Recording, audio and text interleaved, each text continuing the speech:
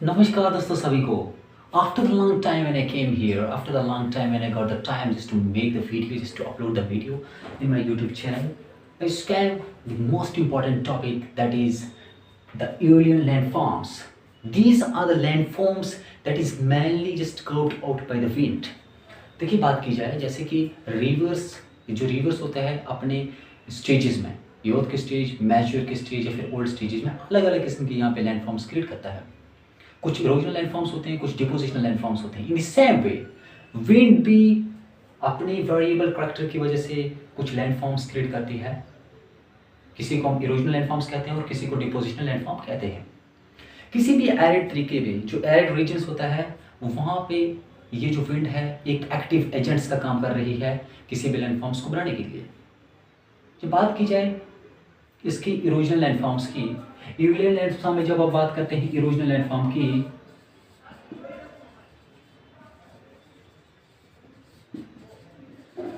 यानी विंड की वजह से किसी भी एरिड या सेमी एरिड रीजन्स पे कौन कौन से लैंडफॉर्म्स बढ़ रहे हैं जब उसकी बात की जाएगी, फर्स्ट इंपॉर्टेंट जो लैंडफॉर्म्स बनता है दैट इज द डिफ्लेशन बेसन।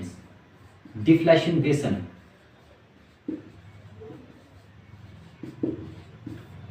दोस्तों, well you are just acquired with this term, you just acquainted with these terms, that is the deflations. Actually deflations, what is deflations? The process in which the winds lift, in which the wind remove, lift and blow the geomaterial in the form of sand,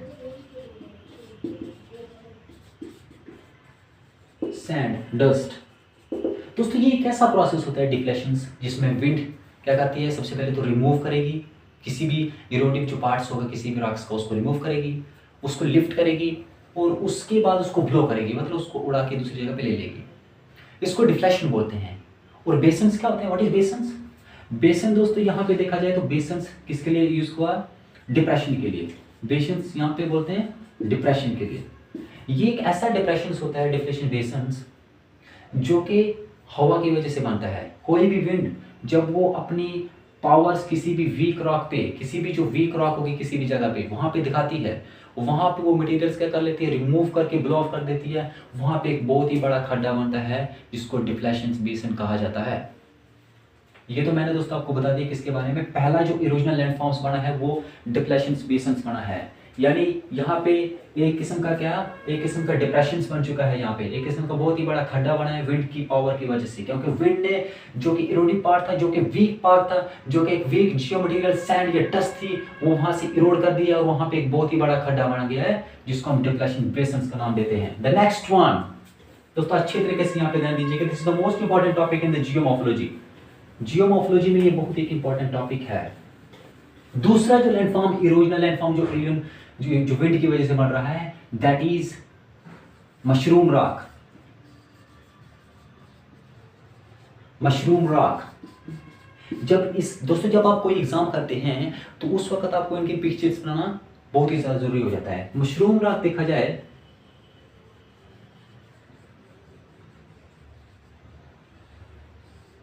तो इस तरीके से होती है।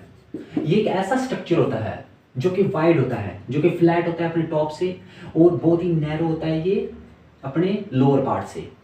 ये mushroom जो rock है दोस्तों, ये मशरूम की तरह, एक अम्ब्रेले की तरह ये पिक्चर्स रिसेंबल्स करती है, इसलिए इसको मशरूम रॉक कहा जाता है। ये सारा डिजाइन में ज्यादा से ज्यादा पाई जाती है मशरूम रॉक।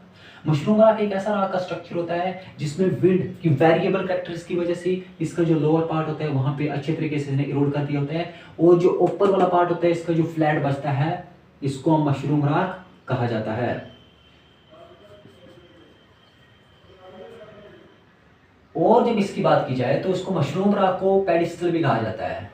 पेडिस्टल या गारा कहा जाता है मशरूम रॉक को। पेडिस्टल खासतौर पे इसको जर्मनी में कहा जाता है और गारा इसको खासतौर पे सहारा में कहा जाता है। Well these type of just rocks are mainly just can be found in the Sahara deserts। ये सहारा डिजर्ट्स में ज्यादा से ज्यादा मशरूम रॉक पाई जाती हैं और इसको पेडिस्टल जर्मनी में कहा जाता है।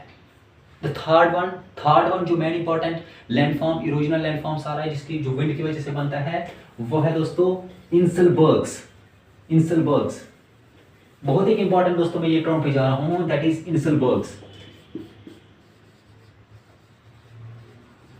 इंसलबर्ग्स दोस्तों, actually inselbergs is a German word which means island mountain. Island mountain. Why it is called the island mountains? Because these can be found in the regions where there is no other landforms, but there is the mounds of the sediments brought by the wind. ये उस जगह पे पाया जाएगा जहाँ पे mounds होंगे, जहाँ पे इस तरीके से mounds होंगे. Well, actually, it is the mound, it is the hummocks, it is the residual just parts of the winds. Whether this is the most resistant one, so the wind couldn't even just removes this from their place. ये that can be found in the desert regions. These are the inselbergs. इनको inselbergs कहा जाता है. ये किस्म की hills होती हैं, ये किस्म के माउंट्स होते हैं जिनको विंड ज़्यादा से ज़्यादा इरोड नहीं कर पाते. जो उनका एरोसिव पार्ट्स होता है उसको विंड रिमूव कर देती है. उसके बाद जो लैंडफॉर्म्स बनते हैं उनको इंसलबर्ग्स कहा जाता है. और ये माउंट्स की तरह पाए जाते हैं हर एक जगह पे, हर एक सारा डिजर्ट में ज़्यादा से ज़्यादा पाए जाएंगे. ये इनकी जो हाइट होती है वो ज़्यादा नहीं होगी, 8 या 10 मीटर से ज़्यादा बहुत ही मैक्सिमम कम हो सकती है. लेकिन लेंथ इसकी थोड़ा ज़्यादा हो सकती है, हाइट से लेंथ इनकी ज़्यादा हो सकती है. आपको याद रहे डायग्राम्स भी बनाने एग्जाम में.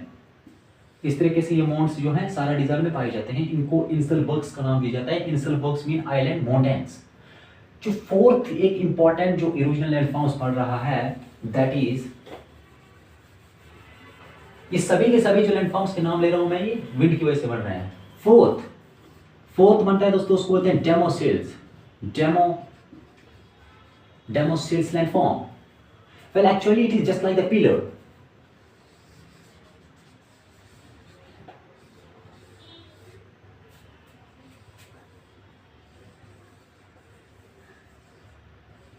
Having a flat top.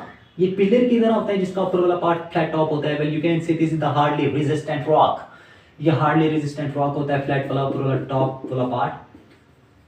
और देखा जाए तो इसकी पूरी की पूरी जो हाइट एक मेंटेन्ड होती है. ये जो पार्ट बच रहा है इसका डेमोसिल्स का, ये इसके जो आसपास से पूरी की पूरी जो विंड है अपनी जो इरोडिव वर्क्स है वो दिखा गई है. अब इसका जो पार्ट बच रहा है ये एक हार्डली रेजिस्टेंट है और इसका जो टॉप पार्ट है ये फ्लैट है. ये एक फ्लैट इसका टॉप पार्ट होता है जिसको हम डोमोसिल्स कहते हैं. इस किस्म के लैंडफॉर्म्स आपको अक्सर आपको अलग अलग डिजर्ट्स में देखने को मिल जाएंगे. डोमोसिल्स mean a pillar like landform, a pillar like erosional landform that can be found in the deserts, having a flat top, just like the table top. इनका जो फ्लैट टॉप होता है टेबल टॉप होता है. And these can just vary in the heights, है ना. some are very large while some are very small, but these can be found in the desert. These structures are just common in the deserts region. The next one, fifth, is the zagrins.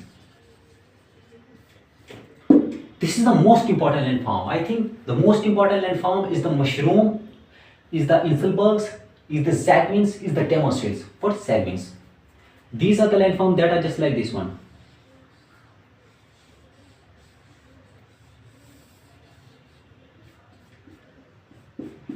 Well, actually, these are the landforms that resemble the shapes of the import. Listen one thing, top import. It is just like the tabular. It is also just like the tubular form. It is also in the tubular forms, but these have just different features. That is, it resembles the shapes of the import. It resembles the shape of capped import, just like the capped import. Well, you can see. Well, these small just depression you are seeing right now on the board. These are just mainly formed. Because of the weatherings. Why the weatherings are just shown there works in these landforms too.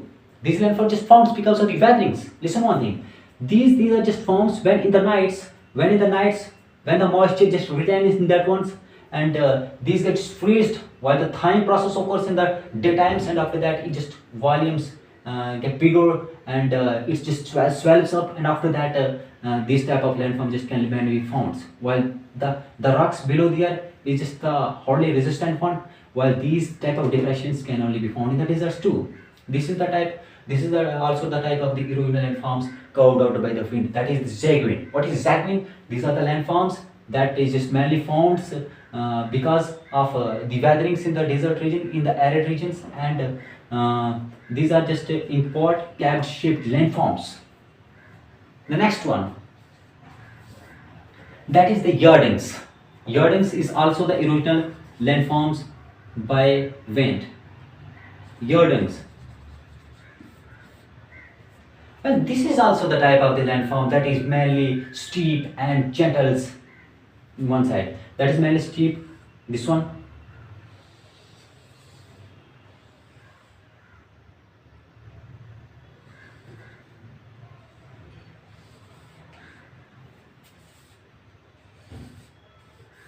Well, you can see this one. The grooves are just formed between them, and it may be the 8 to the 9 meters high, 9 feet or meters high.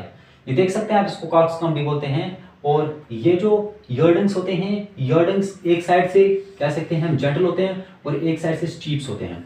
यहाँ पे अलग अलग composition जो rocks की होती है वो पाई जाती है। जब अपना विंड यहाँ पे अपना वर्क दिखाती है, यहाँ पर भी विंड ने क्या किया है, अपना वर्क दिखाया है। इसी तरीके से ये साइड स्टीप हो चुकी है।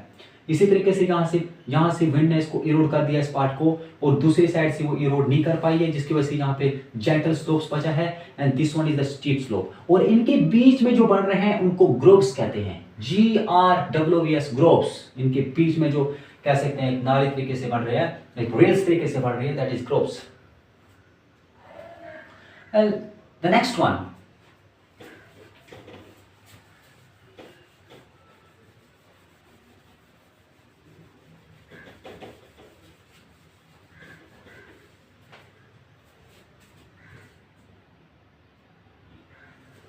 the next one important thing, that is stone lattice. How much I have written? 6th and the 7th one. Stone lattice. This is also like the explorations in the weathering processes. Like in the weathering processes, there occur the explorations where the main eroded parts of the rock get exploited, get eroded by the water, by many other things, by the streams. In the same way, when the wind just shows its effects on the stones, it erodes the weaker parts of the rock. For example, this is the rock you can find just in the deserts, and this part is just mainly erodes by the wind. जब ये part यहाँ पे wind ने इरोड कर दिया है, ये वाला हिस्सा इरोड करके रख दिया है, तो उसको बोलते हैं स्टोन लेटिस। उसको क्या बोलते हैं दोस्तों? Stone lettuce. आपको डायग्राम जरूरी बनानी है। 8th वन, ये लैंडफॉर्म्स पढ़ रहे हैं दोस्तों, ये डिजर्ट्स में पाए जाते हैं landforms. It's the most important topic. Sometime it becomes more complicated for the students of the geomorphology और the geographer just to differentiate between the landforms that's mainly formed by the rivers, moraines, glaciers, and the aerial landforms. Now I'm just showing this one to you. Stone lattice, I just already show you. This is the main part of the stone, the main part of the landform that is covered by the wind, and it becomes the stone lattice after that. Well, its weaker section got eroded, and now there has left the hard resistant rock. Now the 8th one just says it is windows और bridge. इसी diagram पे मैं समझाऊंगा wind Windows और bridge क्या होता है। Wind Windows की बात की जाए तो जब हवा होती है तो जो विंड होती है, विंड यहाँ पे इन्होंने स्टोन लेटिस यहाँ पे ये पार्ट तो रिमूव कर दिया है। अब आस्ता आस्ता वो जो ये पार्ट है दोस्तों, ये जो पार्ट है आस्ता आस्ता रिमूव करना शुरू कर लेगी। यानी वो इसके सेंटर में से एक होल बना देगी। सेंटर में से जब होल बन जाता है, जब दोनों साइड इसमें से कह सकते हैं दिखना हमको शुरू हो जाता है, तो उसको विंड विंडो कहा जाता है। यानी विंड, देखिए दोस्तों, ये जो विंड यहाँ पे कॉन्टिनेंट्स पे चलती है, ऐसी विंड डेजर्ट्स में नहीं होती है। वो विंड बहुत ही तेज होती है।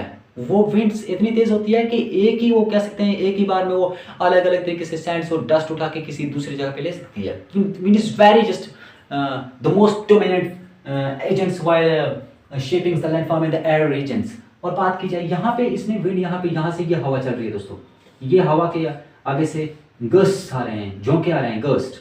तो ये हवा यहाँ पे पहले से यहाँ पे ये पार्ट इसने इरोड कर दिया इस हवा ने। अब ये पार्ट जब इरोड कर दिया है तो आहिस्ता आहिस्ता ये इसके अंदर वाला जो सेक्शन है, क्योंकि रॉक जो होती है, रॉक भी अलग अलग, जब सेडिमेंट्री रॉक होगी तो ये सेडिमेंट्री रॉक पे प्रोसेस चल रहा है यहाँ पे। जब सेडिमेंट्री रॉक होगी दोस्तों, तो वहाँ पे इसकी अलग अलग लेयर होती है। ऊपर लेयर अलग होगी, नीचे वाली अलग होगी। ऊपर वाली लेयर हो सकता है हार्डली रेजिस्टेंट हो, नीचे वाली लेयर उसकी कह सकते हैं इजीली इरोडेबल हो। जब ये वाली लेयर इसने पहले यहाँ पे एक इरोड कर दिया पार्ट, अब आहिस्ता आहिस्ता ये सेंटर में से इसको होल बनाना शुरू कर देगी। हो सकता है बाहर से नहीं दिख रहा हो, लेकिन इस साइड से वो दिख रहा होल। जब वहां से ये होल बनाना शुरू कर देगी तो दूसरी साइड जो होल वगैरह इसका मतलब बना के ये पूरा का पूरा कह सकते हैं लैंडफॉर्म्स को कवर्ड आउट कर देगी। That becomes the wind Windows. It is the topic of the geomorphology. Windows बन गई इसकी यहां से। The next one says wind bridge, ऊपर वाला पार्ट, ऊपर वाला पार्ट जो उसका हार्ड रेजिस्टेंट या इंटैक्ट में रहता है, वो दोस्तों विंड ब्रिज बन गया। वो क्या बन गया? विंड ब्रिज बन गया। ये मैंने जो आपको अभी तक समझाए, ये थे इरोजनल लैंडफॉर्म्स जो कि विंड की वजह से बनते हैं। अब बात की जाएगी दोस्तों डिपोजिशनल लैंडफॉर्म जो कि विंड की वजह से बनते हैं। Still the game hasn't over, अभी गेम खत्म नहीं हुई है।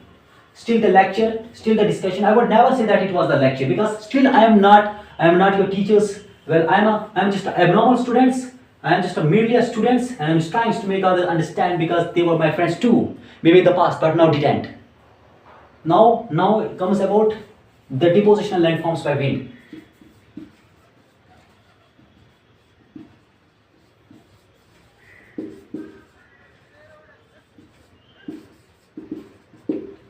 The first one, ripples. ये डिपोजिशनल लैंडफॉर्म्स है जो कि विंड की वजह से बढ़ रहा है। पहले विंड इरोड कर रही थी रॉक्स को, अब विंड क्या करेगी? डिपोजिट करेगी कुछ मटेरियल्स अपने इरोडिव पावर की वजह से। रिपल्स एक वेव की तरह ऐसे इस किस्म के कह सकते हैं, ये डस्ट या सेडिमेंट्स जमा कर देती है, दैट बिकम्स रिपल्स। अलग अलग जगहों पे, रेगिस्तान के अलग अलग जगहों पे ऐसे रिपल्स आपको देखने को मिल जाएंगे जिसमें विंड क्या कर रही है, अलग अलग जो सेडिमेंट्स हैं, जो डस्ट है, जो कि ग्रेवल्स है या कुछ भी है, जो भी सैंड वगैरह है, उसको डिपोजिट्स कर रही है किसमें? रेगिस्तान में। दूसरा जो लैंडफॉर्म्स पड़ रहा है most important, sand dunes. Dunes का मतलब होता है दोस्तों हीप, ढेर। ये जो सैंड ड्यून्स है, ये किस्म के हीप होते हैं, माउंट्स होते हैं, ये माउंट्स होते हैं जो कि आपको रेगिस्तान में दिख जाएंगे। लेकिन दोस्तों ये रेगिस्तान में उस जगह पे बनते हैं जिस जगह पे कोई ऑब्स्ट्रक्शन होगी, कोई रुकावट होगी, या तो किसी वेजिटेशन की रुकावट होगी, या तो वही डिफ्लेक्शन बेसन्स की जो मैंने बात की थी सबसे पहले जब मैं इस टॉपिक को शुरू कर रहा था। डिफ्लेक्शन बेसन्स होगा तो वहां पे भी ये माउंट्स बन सकते हैं, यहाँ पे हीप बन सकते हैं। तो ये भी अलग अलग किस्म के होते हैं, ये सैंड ड्यून्स, ये भी अलग अलग किस्म के होते हैं। जैसे लॉन्गिट्यूडनल ड्यून्स होते हैं, जैसे ट्रांसवर्स ड्यून्स होते हैं, जैसे कि क्रिसेंट शेप्स स्टार ड्यून्स होते हैं, और बहुत किस्म की जैसे कि बर्चन्स होते हैं। बर्चन्स एक ऐसा ड्यून्स होता है जो कि ऐसे क्रिसेंट शेप होता है, चांद की तरह दिखने वाला ड्यून्स होता है, जिसके 2 हॉर्न होते हैं। यहाँ पे ज़्यादा से ज़्यादा डिपॉजिट्स होता है। लॉन्गिट्यूडनल ड्यून्स तो इस किस्म के ड्यून्स होते हैं जहाँ पे ये हवा जो होती है यहाँ से चल रही, ये हवा यहाँ से चल रही है, तो हवा क्या करेगी? अपनी साइड्स में ये लॉन्गिट्यूडनल ड्यून्स बनाएगी, ये पैरेलल चलते हैं, और यहाँ पे सेंटर में से रास्ता बनता है चलने के लिए जिसको क्रेवेंस बोलते हैं। आई मीन बहुत ही ज़्यादा लैंडफॉर्म्स के नाम है। It's sometimes it's become a possible for me just to remember the names of that landforms too. और इसी तरीके से बहुत सारी यहाँ पे लैंडफॉर्म्स बन रहे हैं। एक और आता है दोस्तों लैंडफॉर्म, दैट इज लियोस। ये भी डिपोजिशनल लैंडफॉर्म है, that is Leos, LOESS, Leos. Well actually इसमें कभी कभी ये इम्पॉसिबल बन जाता है, कभी कभी मुश्किल हो जाता है इसमें डिफरेंशिएट करना कि लियोस और सैंड ड्यून्स में फ़र्क क्या है। लियोस देखा जाए दोस्तों, जो सैंड ड्यून्स देखा जाए, I already told you, sand dunes are the heap are the mounts. Sand dune ढेर होते हैं या फिर माउंट होते हैं सैंड के, ग्रेवल्स के, या फिर डस्ट के, या किसी भी चीज़ के डेजर्ट्स में आपको दिखाई देते हैं जो। लेकिन लियोस की बात की जाए तो लियोस एक किस्म के एक्सटेंसिव प्लेन होते हैं। ये भी तो सैंड की वजह से ही बने होते हैं, ये भी तो एक किस्म के सैंड्स की, लेकिन इनकी हाइट इतनी ज़्यादा नहीं होती है, इनकी थिकनेस ज़्यादा हो सकती है। ये भी एक किस्म के प्लैंट्स होते हैं। ये कह सकते हैं कि नॉन स्ट्रैटिफाइड होते हैं, ये एंड्यूरेटेड होते हैं। जैसे कि आपने सुना होगा कि चाइना में लियोस प्लांट्स है, नॉर्थ चाइना में एक लियोस प्लांट्स है जहाँ से येलो रिवर फ्लो होता है, तो वहाँ पे वो जब पानी के साथ ये फर्टाइल बन जाते हैं। ये जो लियोस प्लांट्स हैं जैसे कि इल्यूवल प्लांट्स, जहाँ से दरिया जाते हैं तो लियोस प्लांट्स बनते हैं वहाँ पे। इसी तरीके से लियोस प्लांट्स एक ऐसे किस्म के सेडिमेंट्स होते हैं जो कि डेजर्ट रीजन की विंड की वजह से वहाँ से, जैसे कि नॉर्थ चाइना में, चाइना के नॉर्थ में जो नॉर्थ चाइना में जो प्लांट्स बन रहा है लियोस प्लांट्स, वो गोबी डिजर्ट, मंगोलिया का जो गोबी डिजर्ट है, गोबी डिजर्ट, वहाँ से विंड की वजह से यहाँ पे सेडिमेंट्स या कह सकते हैं कि सैंड्स आ रही है, तो वहाँ पे ज़्यादा से ज़्यादा वहाँ पे वो प्लांट्स बने, एक्सटेंसिव प्लांट्स बने हैं, तो वो प्लांट्स फर्टाइल बन जाते हैं जब वो वाटर के कंटेक्ट में आते हैं। तो वहाँ से जब येलो रिवर फ्लो होता है, तो येलो रिवर का नाम येलो रिवर इसलिए पड़ा क्योंकि वो येलो कलर के लियोस अपने येलो कलर के वाटर के साथ हाइड्रेटेड होकर शेप दे रहा है, तो इसी तरीके से येलो रिवर का नाम येलो रिवर पड़ गया। तो लियोस मैंने पहले ही आपको बता दिया कि these are the extensive plants that is mainly formed by the sand, by the deposition of the sands, by the depositions of the unconsolidated sand, unstratified sand। तो ये कुछ इंपॉर्टेंट दोस्तों इरोजनल और डिपोजिशनल लैंडफॉर्म थे wind के वजह से जो बनने वाले। Well this was actually the video that I was thinking that I have to make because it seemed quite difficult to MA or the MSc students, and maybe hope I will just make the new video on another topics after I got this time, because still I'm just working because my exam are approaching right now. Jai Hind, Jai Bharat.